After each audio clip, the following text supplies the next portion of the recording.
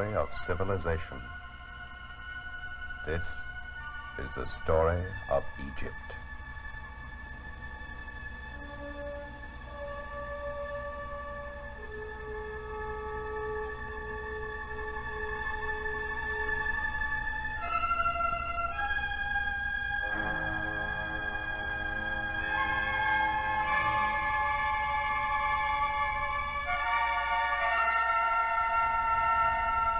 It begins in the legendary Mountains of the Moon in equatorial Africa, thousands of miles to the south of the thirsty land of Egypt. For Egypt is the Nile, and the Nile is Egypt.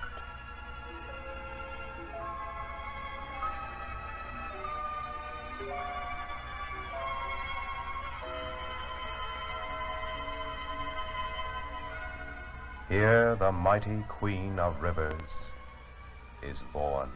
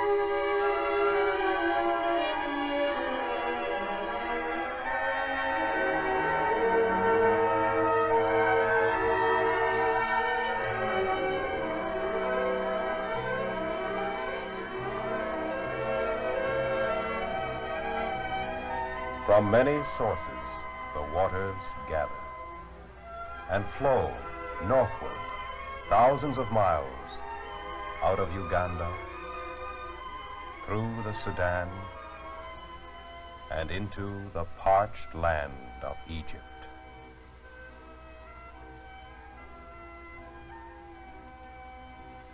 Just as the mighty Nile ebbs and flows with the changing seasons, so has the history of the human race risen and fallen along its banks.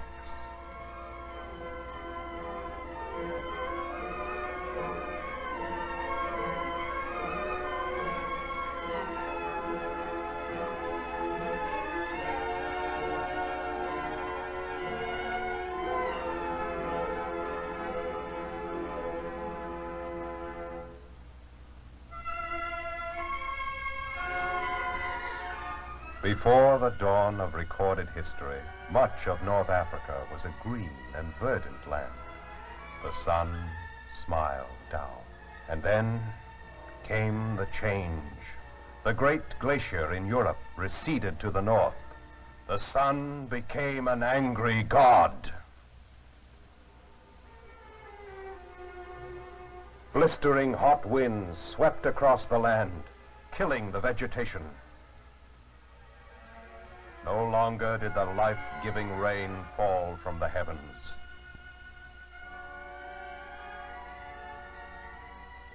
Under the whiplash of the sun, the very earth recoiled. For thousands and thousands of years, the sun beat down and blistered the earth, drying up the watercourses, changing a verdant land into a barren wilderness.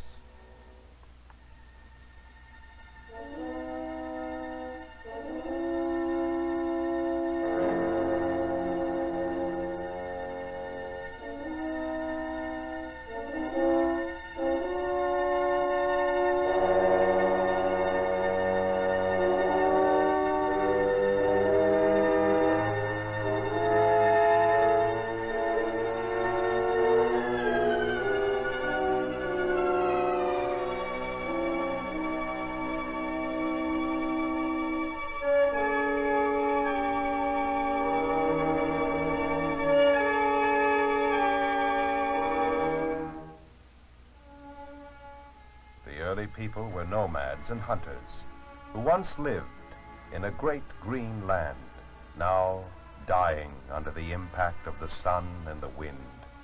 Man could no longer live in this sterile land. He and his primitive implements were buried under the shifting sands. The ordeal was for the animals as well as mankind, and they too wandered across the desert in their dumb misery.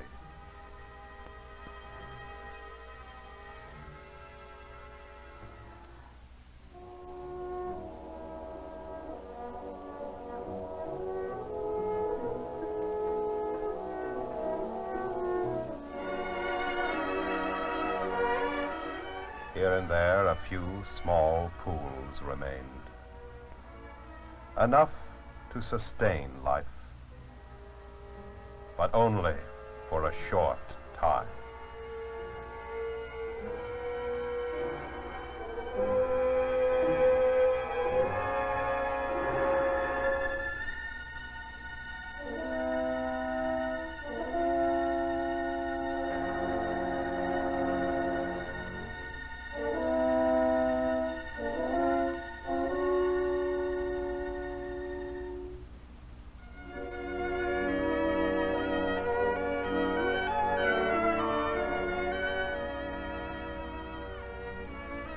In all this once lovely land, there now remained only a few scattered oases where life could still go on.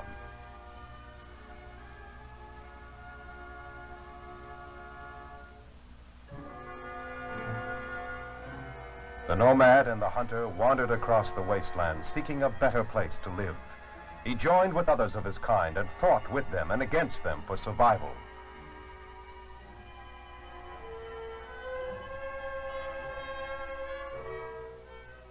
The great valley of the Nile became his homeland, for where its magic waters touched the barren desert lay a green and fertile land.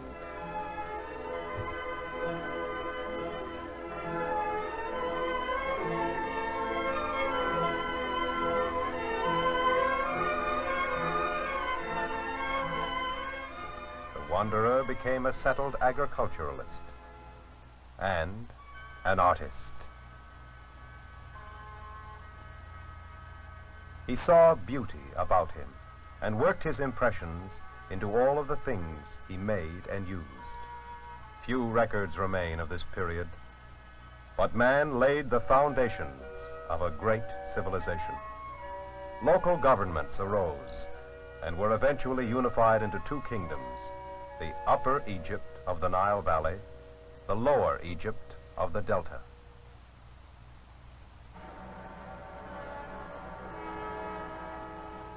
Narmer, the king of Upper Egypt, conquers the kingdom of the Delta.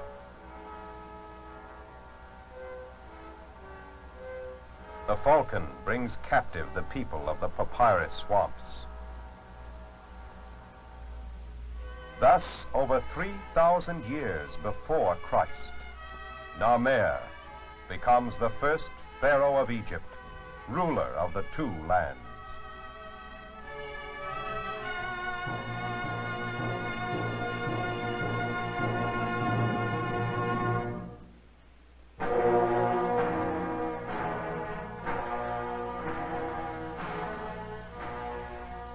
Centuries pass. Here on the edge of the desert, above the Nile at Saqqara, rises the Step Pyramid, the oldest standing stone structure on the face of the earth. And here, the architect, Imhotep, wrought a poem in limestone. A great funerary temple surrounding the pyramid to serve as the eternal home of King Djoser of the Third Dynasty.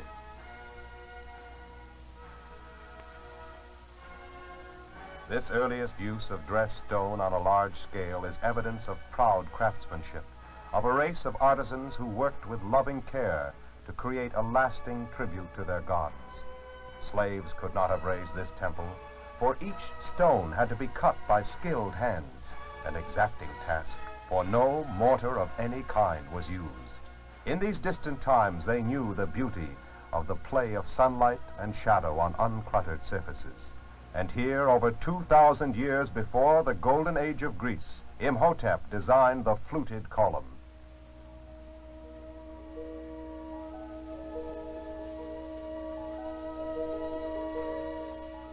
Small wonder that the Greeks worshipped Imhotep as a god.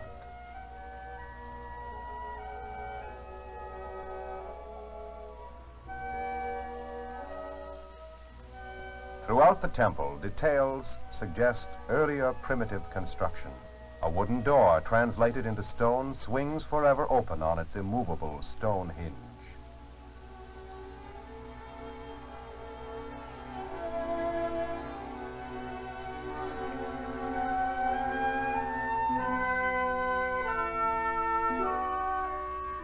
This exquisite structure was erected 4,700 years ago, at a time when the peoples of Europe dwelt in primitive darkness.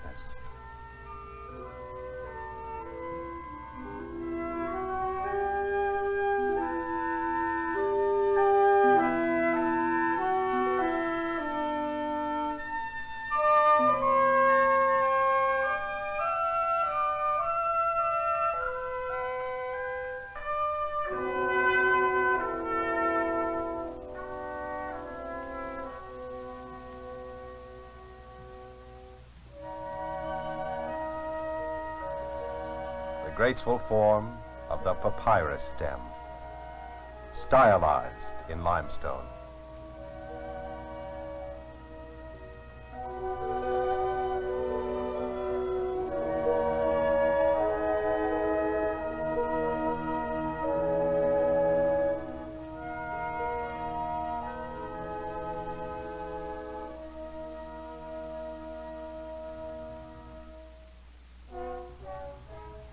The ancient stonemasons did their work to perfection, each stone individually shaped to fit, without the use of mortar.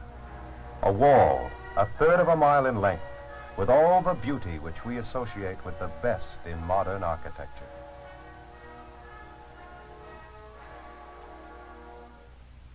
A false door is the portal of the underworld. The tombs of the nobles depict the life of the times, and are not wanting in gaiety.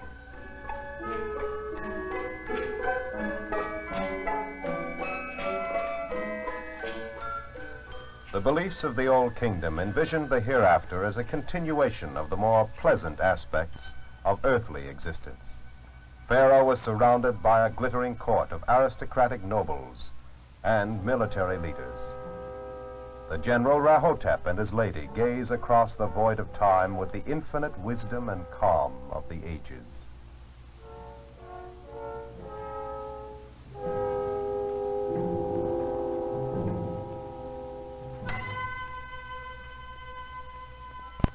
A jeweled collar will brighten the journey into the land of the dead.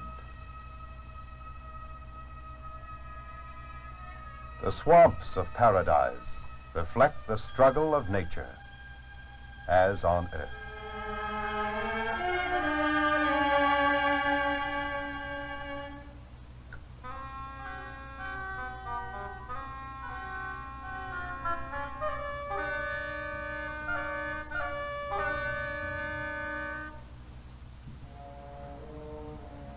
The huge exterior tombs in pyramid form began with the step pyramid at Saqqara and now progressed to that of Meidum.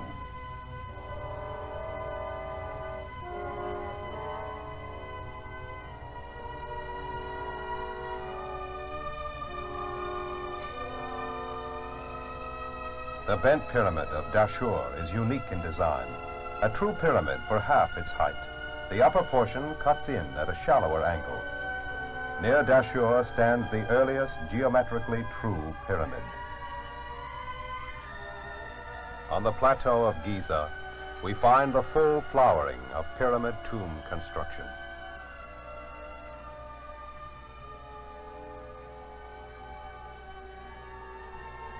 And the mightiest of all, the Great Pyramid of Cheops, one of the 7 wonders of the ancient world. Here, great blocks of stone were used, weighing several tons each. Stones which could not be raised by muscle power alone. The engineering principles of ramps, rollers, and levers were employed in this stupendous architectural feat. The upper courses of stone originally rested almost 500 feet above the base.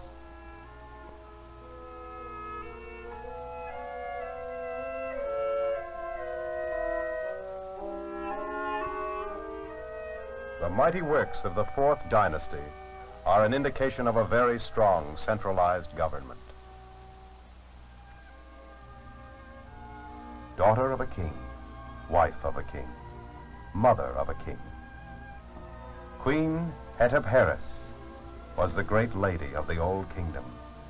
Her tomb furniture made of wood encased with pure gold has the beauty of the gentle curve and the serene straight line. Hetepheres, mother of Cheops, led a long life of imperial splendor. Fine linen was hung from the bed canopy, suspended from these slender hooks.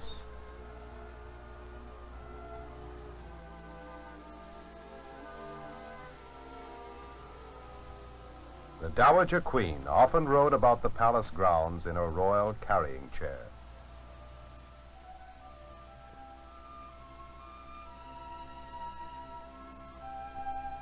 Letters of gold spell out the legend. Mother of the king of Upper and Lower Egypt, follower of Horus, guide of the ruler, favorite lady whose every word is done for her, daughter of his body, Hetepheres.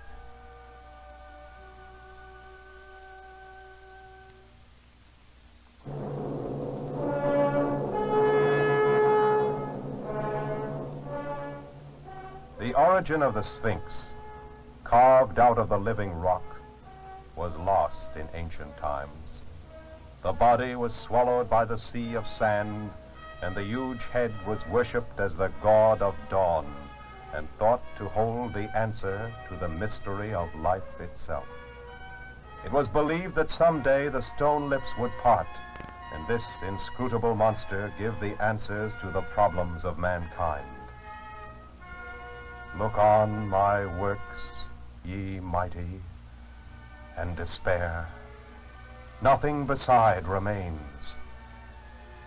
Round the decay of that colossal wreck, boundless and bare, the lone and level sands stretch far away.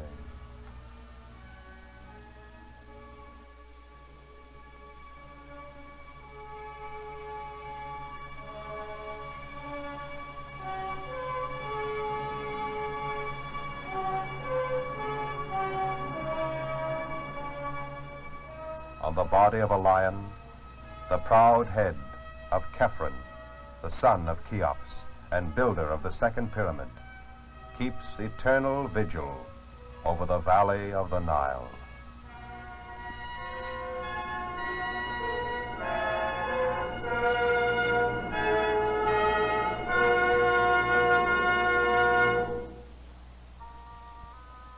Much of the royal sculpture is formal and stylized. But in these portrait heads, we see the true face of ancient Egypt, curiously like the mingled races of our own time. These portraits of nobles were placed in the tombs to assure a permanent home for the ka, or spirit, in case the mummy was destroyed.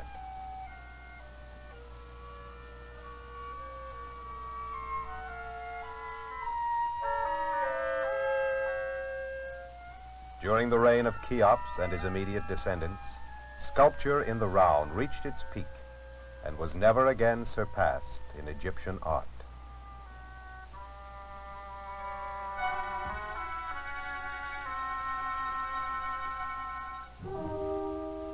Diorite, one of the hardest materials, here holds King Khephren in regal dignity.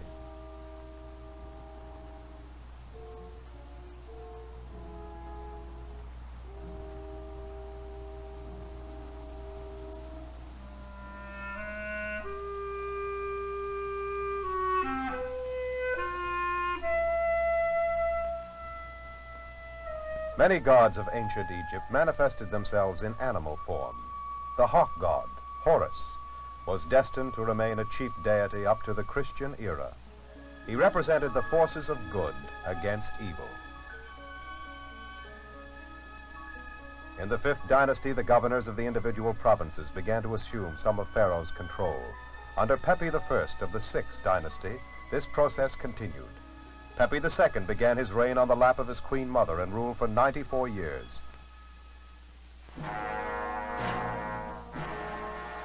Toward the end of his fabulous regime, political disintegration set in. Egyptian fought Egyptian, and the local governors no longer held allegiance to the crown. Egypt became a series of small states struggling against themselves.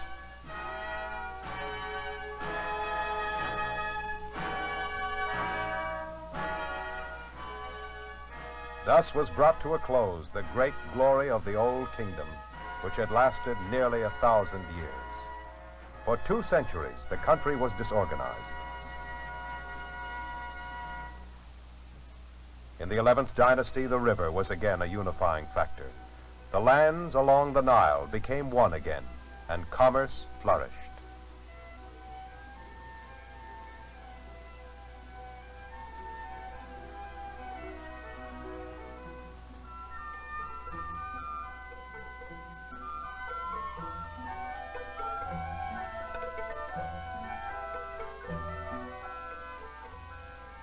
The gods of Upper and Lower Egypt bind together the lotus and papyrus, symbols of the 2 lands. Mentuhotep II regained firm control and ushered in the Middle Kingdom.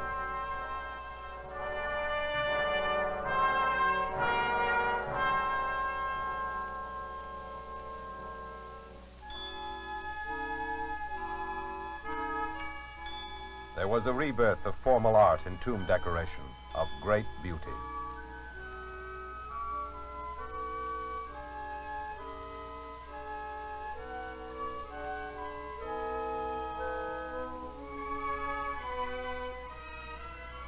On her limestone sarcophagus, Princess Kawit has her hair dressed by an attendant.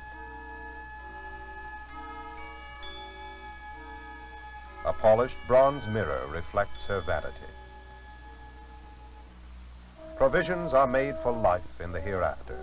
While the cow is milked, the calf is denied, and the mother sheds a formal tear.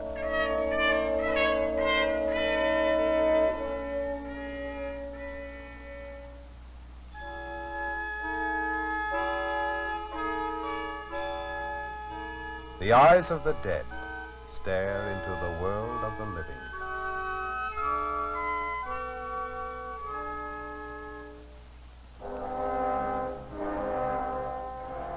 The 12th dynasty continued this period of prosperity and conquest.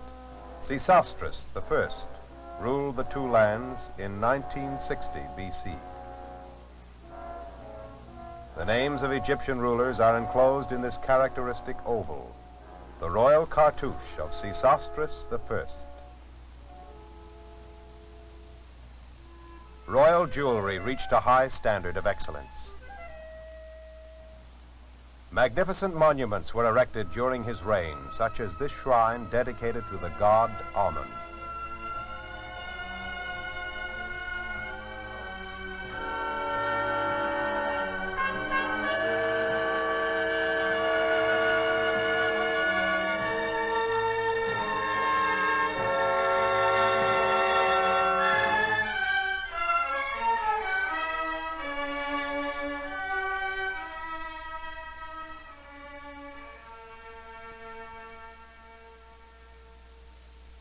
Amenemhat III carried out great irrigation projects in the Fayum.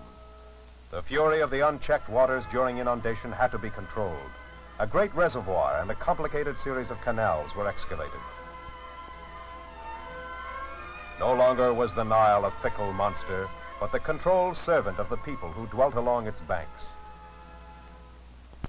This grand-scale project was carried to fulfillment with this simple type of hoe, and countless tons of earth were moved in tiny baskets. The nobles decorated the portals and facades of their tombs with sunken relief.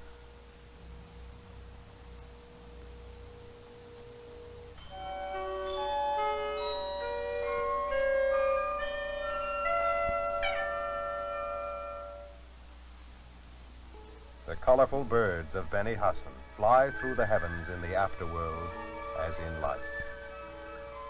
In the ensuing millennia, man will spend his years in struggle and strife.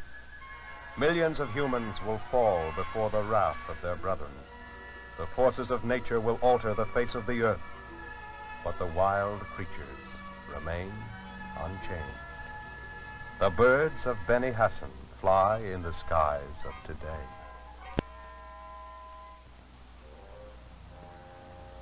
The artist delicately suggests the hippo's swamp habitat.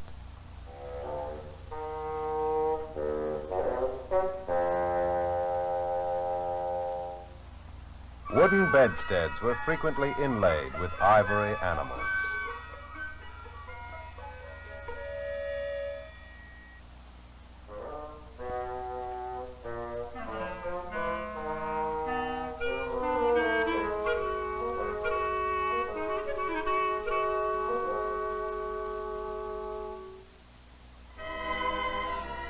Perhaps the greatest of the monumental works of this period was the slender granite shaft called the obelisk.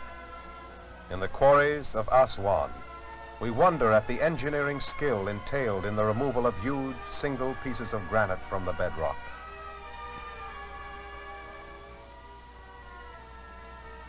Balls of dolerite or other hard stone were used in the channeling out process. Human hands patiently wielded these primitive tools to reduce to dust the parts of the rock which had to be removed. This giant shaft would have been the tallest of all obelisks, but a fault was discovered in the quarrying process, and the project was abandoned. This staggering feat of engineering, begun at the quarry, continued on in the journey 400 miles down the Nile, reached its climax when the shaft was proudly raised before the gateway of a great temple. Here indeed, art, craft, and ingenuity combined symbolically with the spirit of man as this slender shaft of granite points its slim finger at the heavens.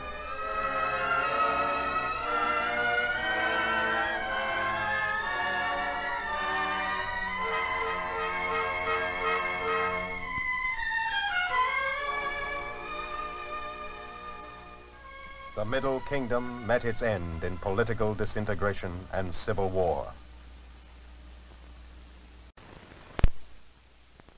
From the east, the Hyksos in with a terrible weapon, the war chariot. For 2 centuries, Egypt bowed under the yoke of foreign domination.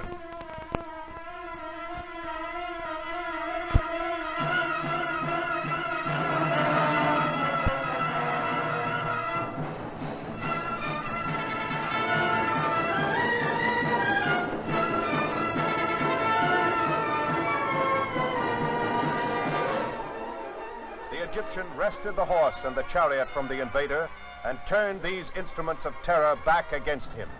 To the east, to the south, the war chariots thundered, and the force of Egyptian arms was felt far into Asia, deep into Nubia. Oblivious to the follies of men, the mighty Nile continued to bring life and strength to the thirsty land of Egypt. 1,600 years after Narmer first wore the double crown, Pharaoh Akhmosa, with this golden battle axe, began the 18th dynasty. The powerful new kingdom was born. At the capital city of Thebes, the East Bank is for the living. Across the river where the sun sets lies the necropolis, the city of the dead. Against a backdrop of brilliant cliffs, splendid temples and tombs enshrine forever the memory of the leaders of the new kingdom.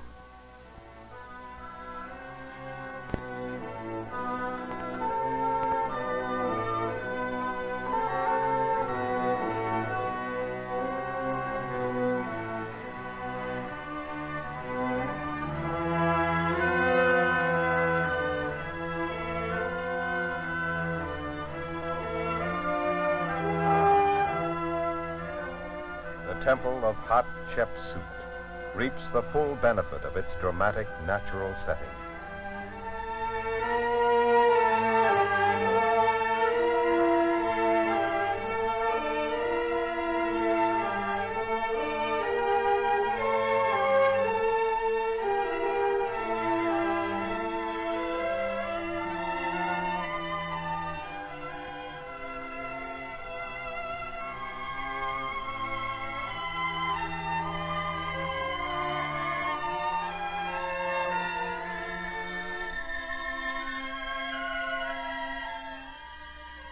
Hatshepsut, though a woman, ruled as pharaoh. An able administrator, she surrounded herself with a group of powerful men who held the country in firm hands.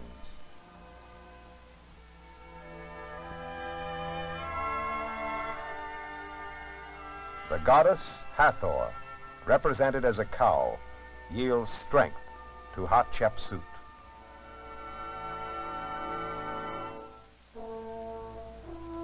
Obviously a woman of dynamic qualities, for her the title of queen was not enough. She declared herself king of Egypt, was depicted wearing male attire, and even the false beard of Pharaoh.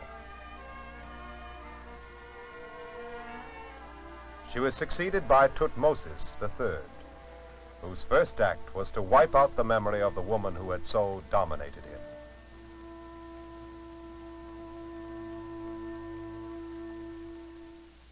Despite this initial pettiness, Tutmosis went on to become a powerful monarch in his own right. He extended the empire by conquests to the south and north to Palestine and Lebanon. This warrior king personally led his armies in 17 different campaigns. In this delicate marble miniature, Tutmosis makes offering to his gods. His personal valor was supplemented by shrewd tactics. He once introduced his troops into a beleaguered city concealed in sacks, as in the story of Ali Baba.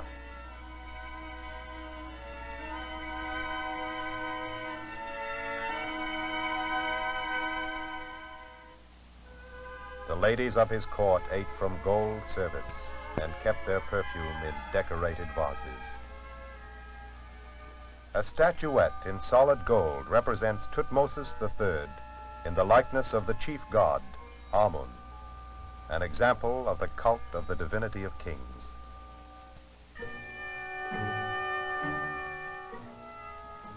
Egypt reached a height of opulence and political importance under this mightiest of empire builders.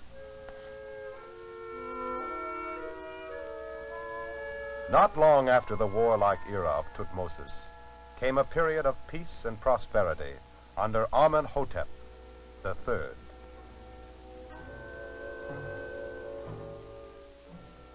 His name will ever be associated with the colossi of Memnon.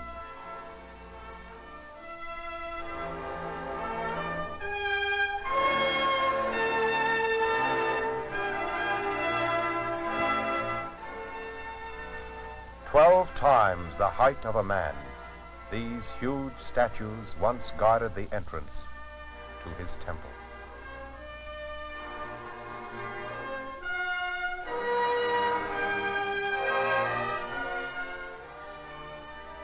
For 33 centuries, these sentinels of the Theban plain have gazed across the Nile. With sightless eyes, they look to the east, to the land of the dawn, to the glories of Karnak and Luxor.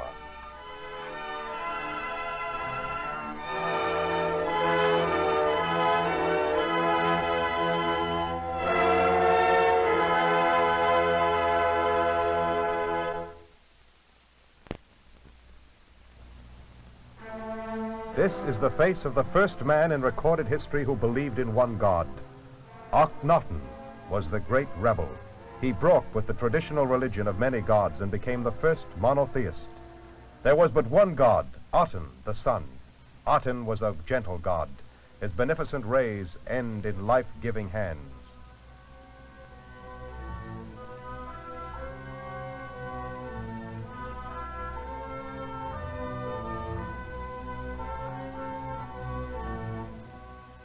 There was revolution in the arts as well. The wall paintings of Akhenaten's palace portray a new kind of realism.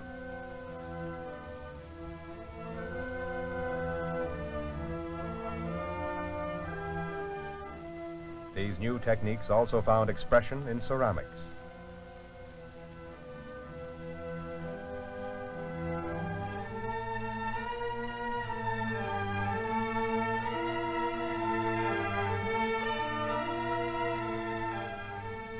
A carnelian ring bears an unflattering likeness of the king. for he insisted on stark realism in the portrayal of his own person, even though the results were rather grotesque. Breaking sharply with the idealistic portrayal of Egypt's god kings.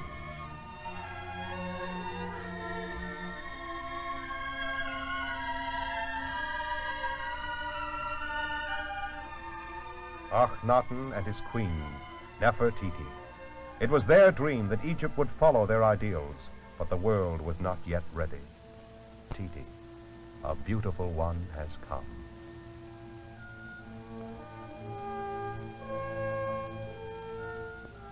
But under this idealistic leadership, the neglected empire was crumbling. Revenues dwindled.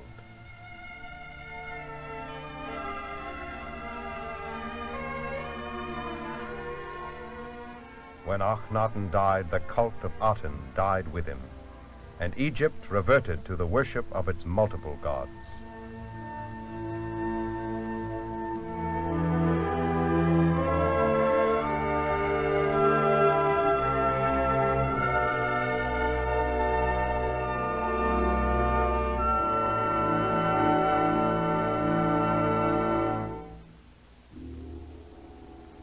By the time of the 18th dynasty, tombs had been despoiled to an alarming extent. The kings no longer desired to be buried in a conspicuous place. Beyond the cliffs which flanked the Theban necropolis lay a wilderness of desert hills. Deep in the valley of the tombs of the kings, they hoped to remain undisturbed throughout eternity. But this was not to be. Of all the pharaohs buried here, only one name is generally known today. Ironically, the young and unimportant king Tutankhamun was the only ruler of this period whose tomb was not plundered in ancient times. King Tut was only 19 when he died. A later and more powerful king was buried just above Tutankhamun. Debris covered the tomb entrance so effectively that it lay hidden for over 3,000 years. While every other tomb was desecrated, the young King Tut lay undisturbed among an enormous quantity of funerary equipment, designed to sustain him in the afterworld with all the pomp and panoply of Pharaoh's court. For an Egyptian monarch ruled as a god king in life and was worshipped as a deity when he died.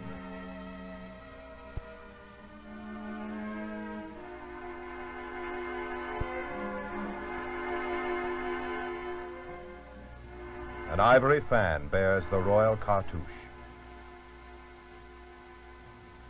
In addition to its powerful deities, Egypt had a host of household gods, such as the god Base, whose function belied his fierceness.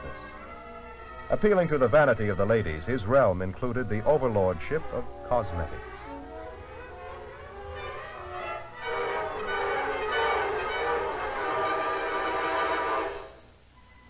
The back of Tutankhamun's golden throne shows the king and queen in an informal domestic scene.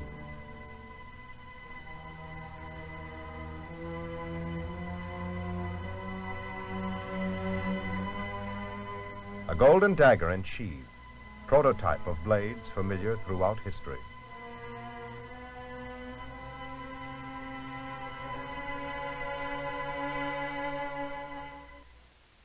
The inner coffin of solid gold, lavishly covered with chaste design and inlaid with semi-precious stones, contained the mummy of Tutankhamun. The magnificence of these trappings of a minor king leads us to wonder what must once have lain in the resting places of the great conquerors and statesmen.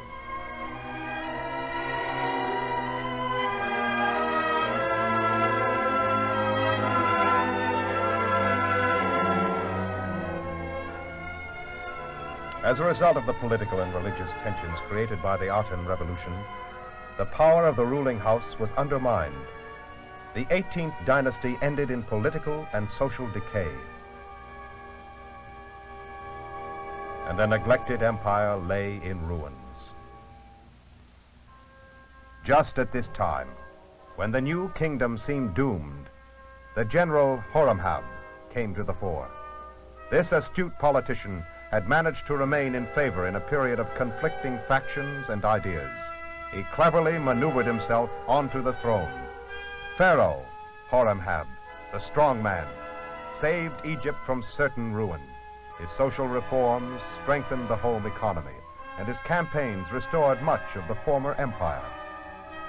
Horemheb fully restored the power of the traditional religion of Amun, with its worship of multiple gods.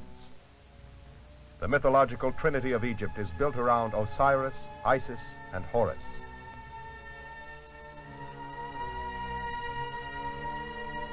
Osiris was a legendary king who was destroyed by a treacherous brother. He was raised up again with the help of his devoted wife, Isis, and avenged by their son, Horus. Anubis, the jackal, was in charge of the funeral rites and the guide of the dead in the hereafter.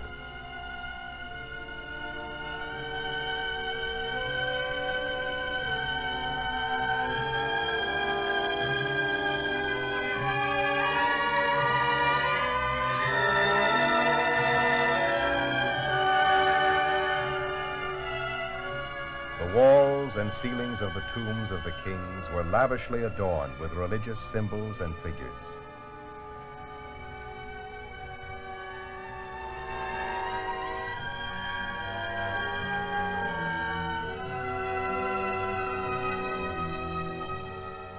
Stylized stars decorated the ceilings of some of the tombs.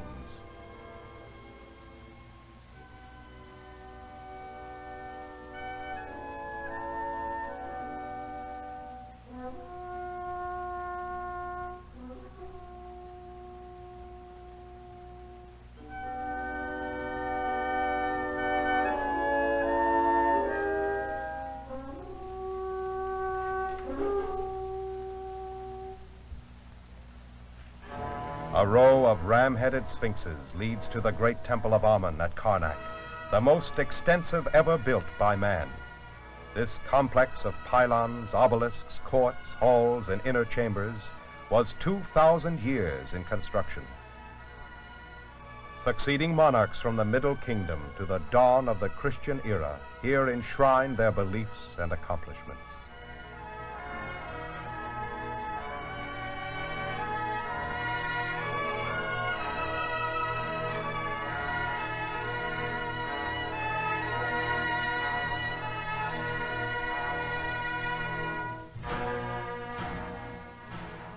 Standing in the midst of these mighty works is the forest of columns called the Hypostyle Hall.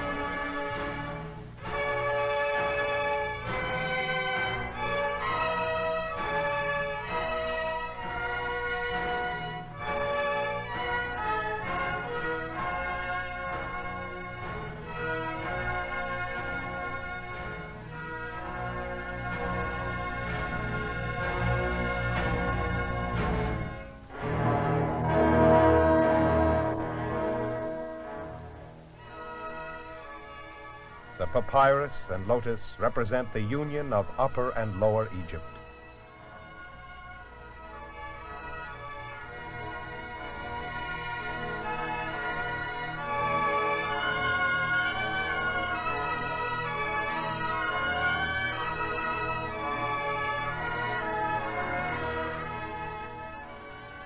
A colossal red granite scarab overlooks the sacred lake. The Temple of Karnak, majestic even in ruins, bears silent witness to the faith and skill of those who labor to raise it. While the royal tombs are concerned with religion and the gods, the tombs of the nobles depict with realism the life of the times. It is these lowly tillers of the soil who carried the load of empire. In the fields of a huge estate, the harvest is in progress. Wheat is cut with a scythe, transported on a pole, threshed under the hooves of the oxen, and cleaned by winnowing.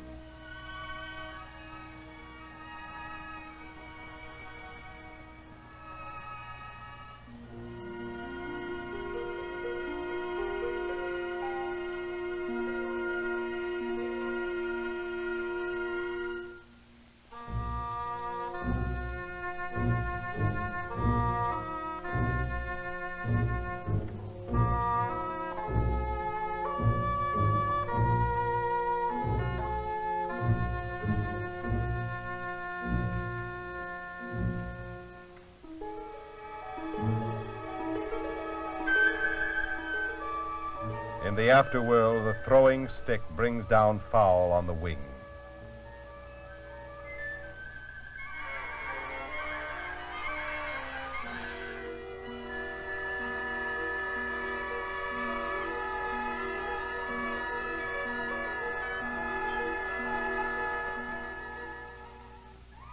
In this happy hunting ground, game is abundant and the waters well stocked.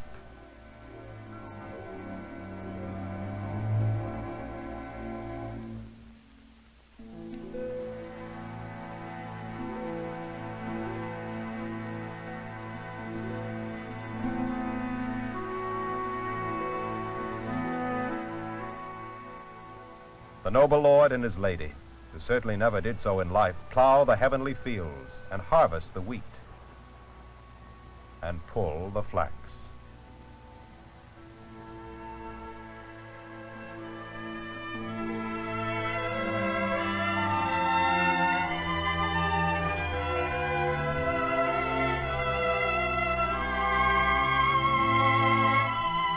The superb color values remaining in these paintings, over 3,000 years old, are a credit to the technical knowledge of the artists.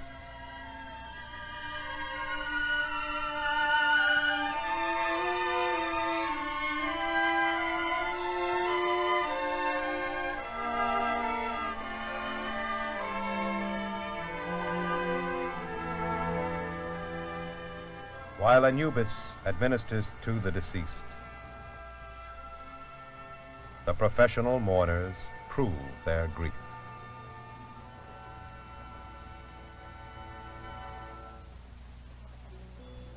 A fun-loving race, the Egyptians enjoyed music and the dance.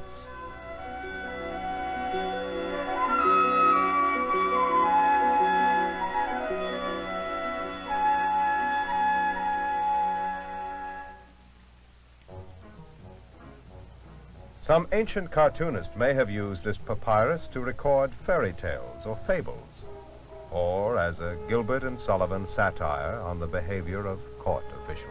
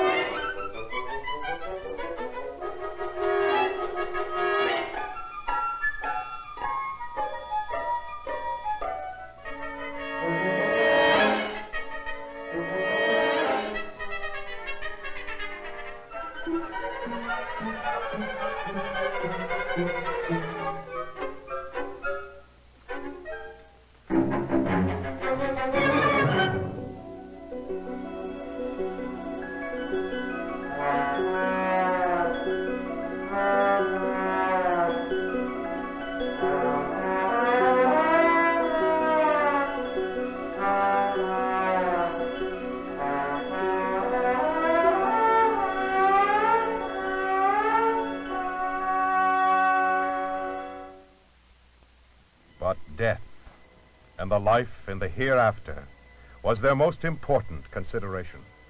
A page from the Book of the Dead records the scene of the Last Judgment, while Anubis weighs the heart against the goddess of truth. Osiris sits in judgment.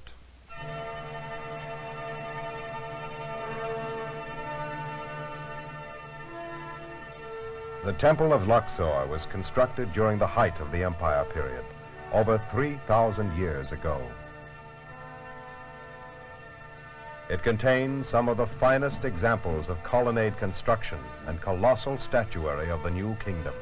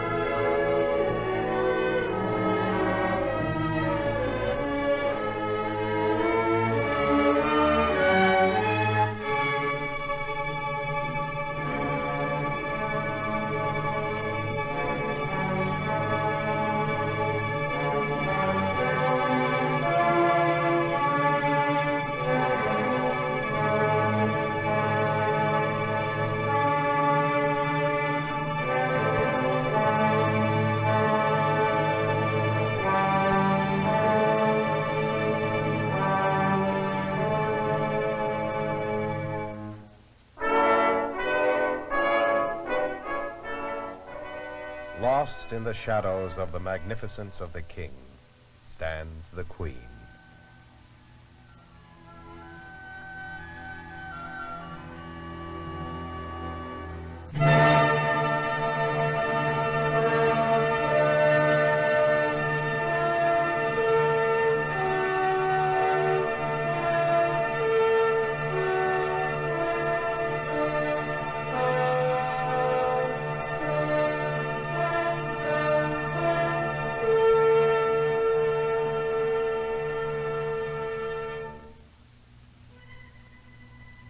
Seti I built the Temple of Abydos, close to the legendary grave of the god Osiris. The great delicacy of the white limestone reliefs is outstanding in temple decoration.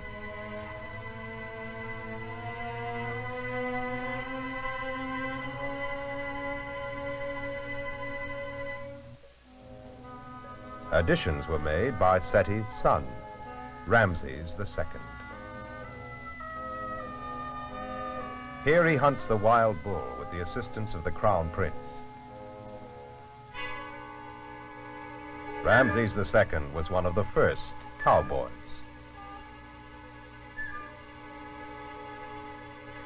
Of all the rulers who ever lived, Ramses II, or as he would rather be called, Ramses the Great, appeared to have the most insatiable hunger for publicity.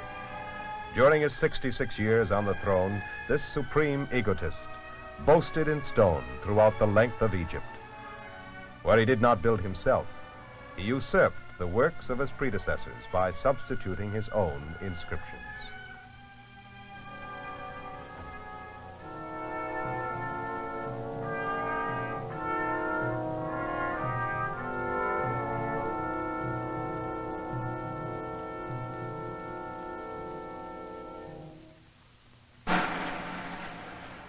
While still a young man, Ramses led his forces into Syria. Near Kadesh, his dangerously extended army was caught off balance by the hordes of the enemy. The king and a portion of his army were trapped. Ramses and his men, heavily outnumbered, fought valiantly for hours. The timely arrival of the main Egyptian force saved the day, and the Hittites were driven off.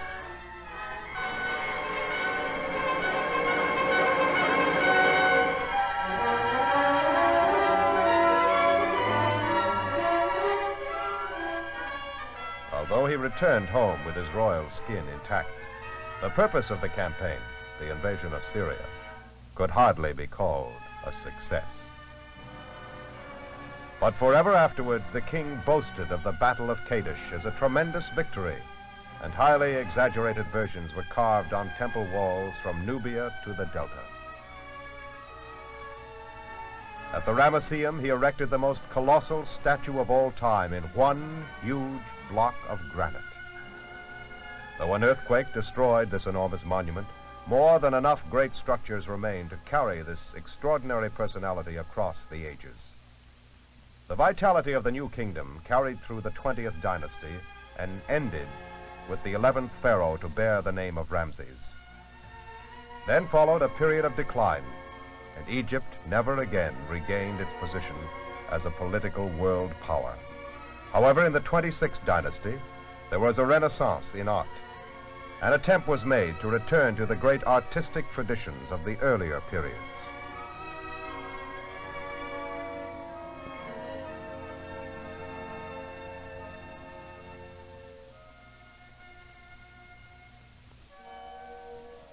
The Hippo goddess was the patron of childbirth and guardian of women and children. The cat goddess found a place in the hearts of the populace as goddess of love and joy, of music and the dance.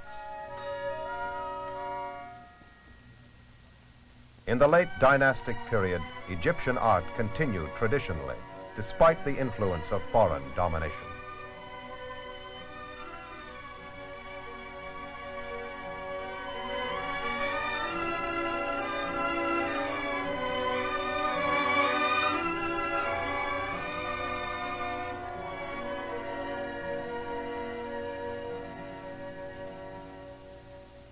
Then, out of the north came Alexander, whom men called the Great. In this ancient land he sheathed his bloody sword and conquered with his mind. Proclaimed born of the sun god, he became a living deity.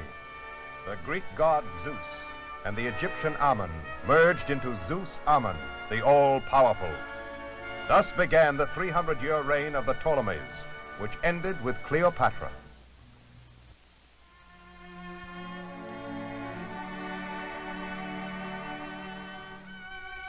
These Greek kings of Egypt adopted the religious practices and the cult of the divinity of kings, as shown in all their temples.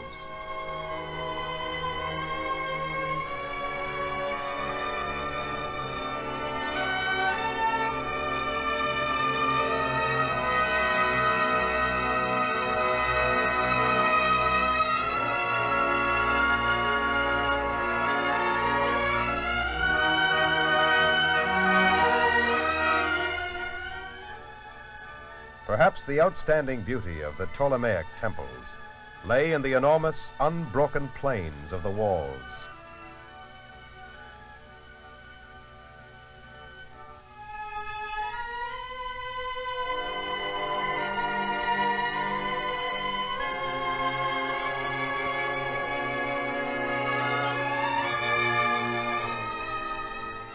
At Idfu, the great god Horus is enshrined in his own temple. The powerful influence of the hawk god ruled the minds of men for thousands of years. On an island in the Nile in Upper Egypt stands the Temple of Philae.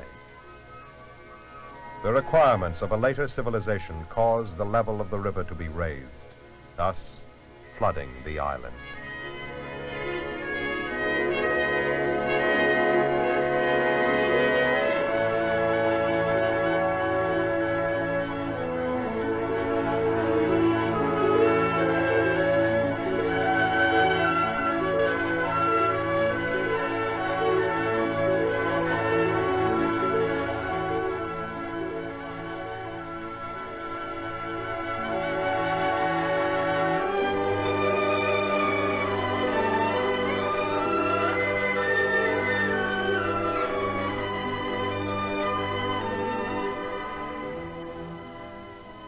The Temple of Philae, still worthy of its ancient name, the Jewel of the Nile.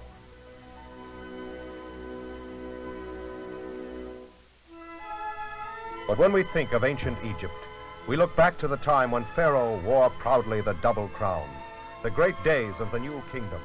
At such a time, Ramses II ruled, and far up the river in Nubia, the great temple of Abu Simbel was carved from the living rock. The colossi of Abu Simbel are as gigantic as those of Memnon. But here, the features remain intact, and the powerful faces express supreme confidence. Majestic, calm.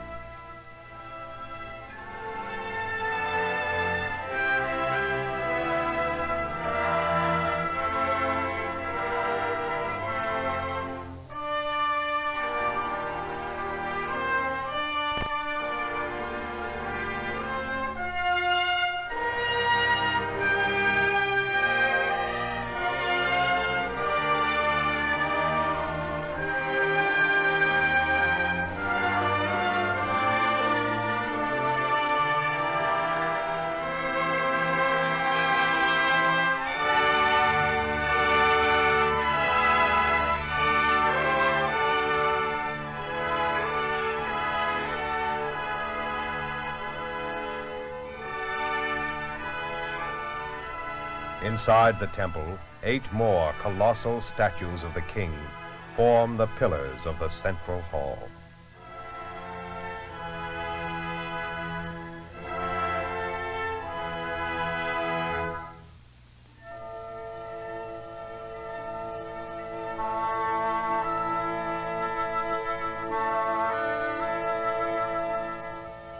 From across the Nile, this fine cameo, in its perfect setting, sparkles in the waters. But the forces of nature which level mountains play scornfully with the mightiest works of men. Slowly, inexorably, the stone head crumbles.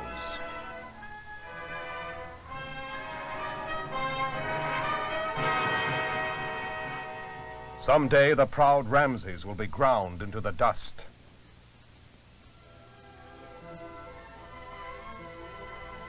Someday the relentless sands will reclaim all of the glory of ancient Egypt. What then remains? What legacy survives? What of value to mankind for all the thousands of years of imperial splendor? The true glory will live as long as the spirit of man seeks beauty. For Egypt is a monument, not to the conqueror and the statesman, but to the artist, the architect, the painter, the sculptor, whose works will remain in the minds of men when pomp and ceremony are but a whispering echo in the corridors of time.